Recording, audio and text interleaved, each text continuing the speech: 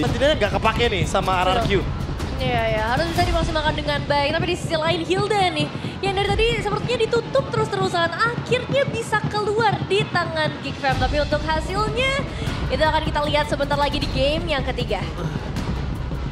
Oke, Nevin masih menuju ke arah Geek Fam. RRQ. Profesor sepertinya juga menuju ke arah RRQ. Karena Lukas menjadi jungle-nya dan ini dia.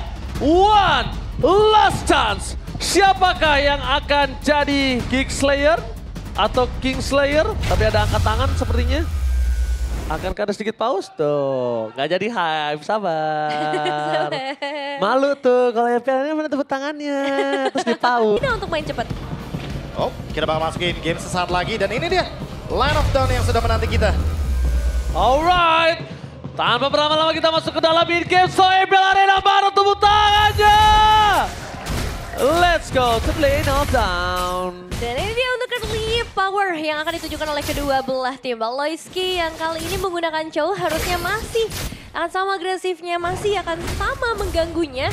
Tapi bedanya nggak langsung ke area jungle ya tadi untuk memberikan satu pemaksaan retribution. Dan ya pertukaran damage di Sakit awal. loh, sakit loh. Jangan salah itu sakit juga loh. Ya. Dan itu cukup mengerikan. Meanwhile di arah top lane, Kadera masih struggle dengan ada seorang Toy. Ya seperti kata Profesor KB, Nevin, di early seperti ini dia nggak boleh kalah. Ya makanya dia freeze ya minionnya ya. Biar Toy harus maju ke depan. Itu juga yang dilakukan sama Dairen. Biar wave minionnya menuju ke arah dari turretnya Dairen. Sama-sama melakukan freeze minion, hanya saja pembedanya mungkin di sini ada Master Assassin. Yang tentu akan membuat Kadera jauh lebih ofensif di laningnya. Oh iya tuh kan, apalagi Master Assassin. Dia udah prepare banget tuh Nevin untuk sendiri. Solo pick off ya yang bakal coba untuk dimainkan juga, secara damage akan lebih besar dari seorang Kadera nantinya. Tapi untuk RRQ juga ini mereka ya dengan bermain secara team fight itu bakal jadi tantangan tersendiri buat di early game sebenarnya. Di bawah level yang keempat mungkin dan di bawah untuk 2 menit pertama sampai nanti turtle muncul, mereka harus bisa mandiri di arah laning. Tapi Rians Oke, bakal coba dipasang flicker for defensive. Kali ini meanwhile di arah bottom lane, Gops akan coba dipasang. Dan flicker for defensive dari Idok. Dengan second hammernya berhasil mendapatkan Gops kembali dan kali ini first blood di tangan dari tim RRQ. Idok. Gila, satu tanker yang cukup menggugah selera para pasukan dari tim RRQ. Dan bahkan lihat Balus di depan sana. Membuat para pasukan dari tim RRQ, mereka tidak akan kenal diam. Belum Unleash the Beast, karena Aboy masih satu posisi terbuka. Sangat keluar dikeluarkan, dan nampaknya kalau ngomongin ke arah sosok Susujin yang masuk lagi ke dalam, kalau dia nggak full health bar, ini akan jadi sia-sia. iya ya, dan ngelihat dari posisi Maykins sepertinya belum ada satu upaya untuk melakukan penculikan ke arah Turtle juga. Masih menunggu momentum yang tepat dan lebih tepat lagi menunggu Balaiski. Karena mereka butuh mata ya di sekitar area objektifnya. Ya mereka butuh vision. Biar nanti kebuka. Dan targetingnya jadi lebih oke karena ada Chow ya, the Way of Dragon. Apakah turtle-nya akan direlakan sehingga pertukaran dengan orange buff yang akan dilakukan oleh MyKids sudah mulai bergerak ke seberang sana. Dan mencoba untuk mencari ofensivitas dari area jungle-nya. Tapi lihat, kali ini Susujin dengan adanya turtle ini miliki para pasukan dari tim RRQ, rotasi langsung dibuat lari ke atas. Karena ini juga menjadi sebuah concern yang sangat penting ketika sosok Kadera dikasih ruang yang banyak. Ini berbahaya sekali nantinya ujungnya. Tapi Aboy! Purify Gaming! Gak bisa menyelamatkan dirinya dan itu dia Susujin. Purify yang dia miliki dan Toy masih mengungguli Kadera di laningnya, Nevin. Iya, tapi nih kalau ngomongin ketinggalan laning, sebenarnya dari Geek Fam udah mulai ketinggalan ya. Mulai tadi Gops yang sempat tumbang, Kadera yang lumayan ke pressure juga. Bahkan dari area mid, Aboy udah sempat terpick off. Dan ya, masih di angka yang sama ya untuk audience prediction 89% ke arah RRQ. Oke, bedanya sekarang Toy udah dapet Dead Sonata ya, jadi bisa memberikan poke damage. Dan lebih bisa bermain dari jarak yang lebih jauh, bisa last hit juga ke arah gerobaknya. Dan Kadera yang lebih dalam ancaman sepertinya karena poke damage-nya lebih mengerikan. Oke, ada MPL ID Extremer. Amoy, gemoy. Gak apa ya kalau Bang Aji yang ngomong kayak Gak cocok. nggak cocok. Terima kasih loh, Nevin. Halo Kak Amoy. Halo. Serius banget ya. Iya. Mungkin karena lagi intens kali early Iya. game-nya kan. Lagi intens, sama lagi di game yang ketiga. Ini bakal Ini bencana. menentukan banget. Dan ada ini bencana nih, pas banget muncul juga ya. Jadi bencana. Ini bencana kecil kalau malu tutup mulut. Malu tuh ya. Aduh, tapi balik lagi ya ke dalam gamenya juga sekarang. Prince yang mengambil ultimate dari sisi Lingen ini bakal lebih ke arah individual sih, lebih ngebuat dia lebih sustain saja. Apalagi pas banget Turtle juga akan segera muncul dan sepertinya untuk kedua belah XP laner ini bakal join di teamfight ini. Wah harus sih, karena kalau misalkan nggak join XP lanernya, udah pasti teamfightnya bakal jadi 5 lawan 4. Otomatis harus join. Tapi kayaknya tetap bakal jadi 5 lawan 4. Anyway, Geekfam melakukan sebuah rotasi yang menarik Cadiranya ke bottom lane. Oke, Cadera ke bottom lane karena Cadera bisa datang kapan saja menuju ke arah Turtle dan di depan sana Lucas masih mendapatkan Turtle mereka. Membuat dari arah Kyoshi melakukan diva dan implosion from Bindok. Berhasil mendapatkan Gops, tambah follow-nya damage tambah dan tidak ada burst damage. Membuat Gops masih bisa selamat, tapi informasinya cukup mahal dengan flicker plus implosion dari Kido. Ya, ditukarkan dengan satu alter turret di bagian bottom lane, tapi masalahnya eliminasi dan turret di atas pun bakal menjadi milik dari RQ kan? Gila sakit banget, iya. Tetap bakal menjadi milik RRQ. Dan bahkan kalau bisa kita lihat, untungnya sosok dari RRQ mendapatkan Lucas. Kalau tidak, invasi dari Baloiski ini udah bagus banget tadi. Ngebuat seorang Lucas agak sedikit terhambat. Iya. Dan akhirnya mengendorkan purple buff dia nih. Agak susah ya jadinya buat dapetin purple buff. Ditambah lagi tadi retribution dari Setsujin juga lagi nggak ready. Jadi ya bakal dilepas terlebih dahulu aja buat sekarang. Dan untuk para pemain dari RRQ Hoshito ini, yang berarti udah mulai bisa lebih aktif pas karena teamfight, itu udah mulai menjadi tanda bahaya juga buat Geekfam. Ya setuju sih, karena Toy bakal dikawal pastinya. Udah ada Sky Pierce juga.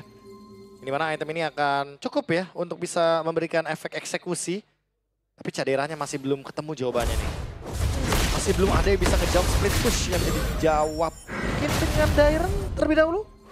Tapi butuh Dairen juga RRQ-nya untuk teamfight. Iya, makanya berat juga nih RRQ sih. Kalau dimainkan oleh Cadera. Harus main 3-2 berarti. Kalau mainnya 3-2 agak cukup kurang, tapi lihat The Wild Dragon dikeluarkan begitu saja berikut seorang Gops. Buying time diberikan, dan Susujin masih mau lebih. Dan lihat Alex tepin! Berhasil melakukan satu point kill, karena Gops sudah tidak ada lagi jalan untuk pulang. Satu Spear of Destruction tidak berhasil mendapatkan siapapun. Meanwhile, Sang Cloud, Aboy! Salah kill from Bridge! Bahkan Baloiski mencoba untuk menutup jalan dari seorang Richard, tapi setidaknya dengan 2 point kill udah cukup mahal. Walaupun harus ditukar dengan turret juga di arah bottom lane. Wah, tetep ya nggak berhenti Cadiranya, bro. Ya ini dia, pemanfaatan ruang ya. Karena mau nggak mau kalau misalkan Cadiranya join teamfight sekarang, dia belum cukup itemnya. Gak mampu, belum mampu. Belum mampu dan fokus, implosion telah dikeluarkan di depan sana kah? Mundur ke belakang mendapatkan sosok dari seorang Mekin. Tapi follow yang damage masih sedikit kurang membuat para pasukan dari tim RRQ hanya mendapatkan Gops. Tidak mendapatkan Mikis, tidak mendapatkan Baloiski, dan fokus menuju ke arah Turtle yang ketiga untuk perfect Turtle tim RRQ. Sekalipun perfect, lihat goldnya masih terkejar dengan sangat intens. Ya, ini nggak ada perbedaan yang signifikan antara kedua belah tim. Paling dengan adanya 3 turtle yang dimiliki oleh RRQ, perfect objective turtle, ternyata ini nggak cukup juga ya untuk ngebuat mereka lebih unggul dari arah ekonominya. Pertukaran inner turret di top lane sepertinya belum bisa dilakukan. Tapi untuk saat ini dengan kehadiran Toy ya tuker dengan purple buff. Jadi tetap rugi ya bisa dibilang buat Arkeoshi. Wow, lihat di sana Dairen benar-benar bisa mengacak-acak. Tapi lihat dari bottom lane, one by one situation antara sosok seorang Moskov dan Rins. Dan para pasukan dari tim RRQ, mereka coba untuk one man situation, gagal. Loncat informasi telah didapatkan. Spear of Destruction yang berhasil membuat Cadera selamat. Dengan satu buah batu loncatan terhadap seorang Dairen, Cadera selamatkan dirinya dari ancaman tim RRQ. Wah, dan bisa-bisa dia tembusnya yang paling luar ya dari... Yang paling jauh. Iya, sekian banyak player dan yang paling dekat ke arah teman-temannya juga. Jadi cover bisa langsung muncul kalaupun tadi dipaksa oleh RRQ Hoshi. Itu kalau dipaksa malah jadi teamfight yang takutnya dirugikan ya. Karena Main Kids udah siap untuk nge-backup. Dan kebetulan Moskovnya juga udah punya damage pelan-pelan. Tapi balik lagi dalam 40 detik ke depan harusnya lebih berhati-hati untuk Cadiranya karena dia belum ready dengan Spear of Destruction-nya. Tapi mungkin untuk next team fight malahan rotasi Cadera akan menuju ke top lane. Karena Lord-nya ada di bawah. Dan split push di bawah otomatis akan malah mendekati member RRQ yang akan menguasai arena dari Lord-nya. Oke, yang kita perhatikan adalah Aboy nih. Aboy dari tadi belum punya ruang nih, Vin. Iya, susah ya untuk bisa ngedapetin space-nya. Mengingat ya untuk bagian depannya hanya mengandalkan nanti ke arah Gops atau dengan Hilda-nya sendiri. Tapi untuk sejauh ini ya boy, 2 kali tumbang karena Rins agak personal ya. Dari tadi dive in langsung ke arah boy. Gak peduli apa yang terjadi, Spear of Destruction. Oke, tapi lihat Cadera! berhasil ditangkap oleh perpasukan dari tim RRQ. Meanwhile tiba untuk Blade Boy masih selamat. Perpasukan dari tim Geekfam mereka kehilangan Mackhead, kehilangan Caldera, kehilangan Paloyski, dan bahkan nampaknya Lord akan dikasih ke RRQ tanpa ada sedikit gangguan apapun. Satu momentum yang akhirnya ngebuat dari RRQ Hoshi bisa ngedapetin keuntungan yang jauh lebih besar. Dapetin 3 pemain, dapetin juga karena Lordnya, dan pastinya akan ada tambahan turret-turret yang bisa di-secure nantinya oleh RRQ Hoshi. Wah, aku cukup terkejut loh. Awalnya aku kira ya dia bakal farming di top lane, lepasin Lordnya. Itu yang biasa dilakukan sama Geekfam. Tapi ternyata mereka mau kontes team fight. Mereka ingin menghentikan farming dari Toy. Mereka sadar dari game pertama, Toy ini benar-benar merepotkan. Yes. Tapi ya satu buah chance yang cukup ekstrim gagal didapatkan oleh Geekfam. Tapi para pasukan dari tim RRQ mereka udah mengungguli dari 3.800 gold yang sudah melambung jauh. Dan perbedaan kali ini kasusnya adalah Harit dan Moskov masih butuh item dan bahkan Riz. The Way of Dragon di following up begitu saja dan bakal lihat satu buat Terrify tidak berhasil dan Mackhead. Satu buat point kill ditambah dengan berhasil menghindari dia bisa diberikan oleh Sujin.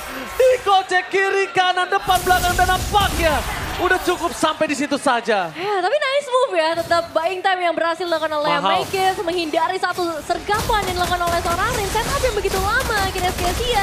Tapi sekarang masalah selanjutnya adalah Lordnya udah mulai masuk.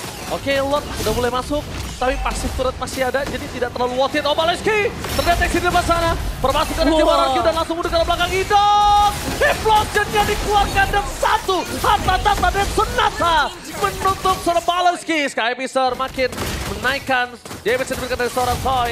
Gobs kembali lagi belum bisa memberikan impact kali ini. Sedikit keganggu, tidak. Distraction saja, that's it sampai di situ. Iya ya, dan gak ada informasi ya. Tadi ini untuk Caldera sendiri hampir. Almost is never enough. So close dan bahkan lihat member RRQ sekarang udah belajar dari Spear of Destruction tadi ya. Mereka malah berkumpul di satu titik yang dimana mereka nggak bakal ketemu gitu loh, sama SOD-nya. Sekalipun SOD-nya ketemu, wow. Wah, berempat sih. Itu bakal jadi mimpi buruk untuk Caderanya. Iya, malah jauh lebih berat ya ketika SOD-nya connect nanti. Itu malah jadi tekanan buat Geekfam atau bahkan Boomerang. Dan sekarang Mackis diganggu lagi. Purple buff masih bisa di-secure memang. Gila sakit banget damage dari Mackis itu. Aduh, ke atas bro. Dan bahkan kalau bisa kita lihat. Dengan dari sosok seorang Dairon yang sudah pakai Athena aja. Iya. Itu meledaknya masih sakit loh Nevin. Iya. Itu mengerikan banget memang secara output damage yang bisa di-deliver sama Geekfam. Tapi aku penasaran banget ya untuk Lord selanjutnya ya. Apakah dari RRQ Hoshi akhirnya bisa nge-secure lagi untuk Lord yang kedua atau Geekfam bisa mainin lane jauh. Kalau tadi kasusnya seperti tadi Nevin ya. Mereka kehilangan 3. Ini kayaknya nggak baik deh. Karena di atas menit 12, 1. Damage turret udah di defensifnya udah berkurang. Winning conditionnya udah beda juga ya. Winning conditionnya beda, detikannya juga beda Nevin. Iya. Asalkan gak dipaksa team fight sebelum Lordnya mulai ya. Karena kalau tadi kan di Lord sebelumnya seperti itu ya. Mereka mulai duluan tanpa adanya Lord. Tapi kalau sekarang objektifnya ke arah Lord, mungkin bakal ada sedikit privilege buat Geekfam dengan inner turret. Bagian bottom lane yang udah jauh banget. Nah, aku setuju sih. Kalau misalkan ngebiarin RRQ yang start Lordnya duluan, itu kayak nggak masalah. Yang penting nanti SOD-nya bisa connect kok. Dan jangan lupa untuk clear bottom lane terlebih dahulu karena Moskov powernya dari split push. Wah, tapi ini bakal di-start dengan sangat amat cepat ya. Udah mulai menipis dari arah Lordnya. Oke, Spear of Destruction-nya kena. Duel terdekat kena banget dan bisa di-set point. Permasukan dari tim RRQ dengan berkerabat Caldera. Ter-take down. Killing speed dari seorang Toy. Membuat para pasukan dari tim Geekfam mereka kehilangan 3 pemainnya dan menuju ke arah poin yang kedua. Looking for wipeout. Mackis, the one last man standing. Mackis can you do it dan wipeout. Ini bencana. Lihat betapa kerasnya RRQ berhasil meluluaskan Geekfam dan RRQ memastikan dominasi dari Geek Slayer. Geek Slayer berhasil dituntaskan oleh RRQ Hoshi. 2-1 menjadi skor akhir. Dan pada akhirnya Geekfam masih belum bisa bangkit dari kekalahan menghadapi RRQ. Kabar baik untuk para Kingdom tentunya. Menutup minggu ketiga, menuju minggu yang keempat dengan kemenangan penuh. Masih belum ada yang mampu untuk mengalahkan RRQ. Masih bertengger di pucuk, masih stay di puncak klasmen. Target kelima berhasil ditumbangkan kali ini. Dan selanjutnya, apakah ada target ke-6 dan target ke-7 yang akan dia hantam?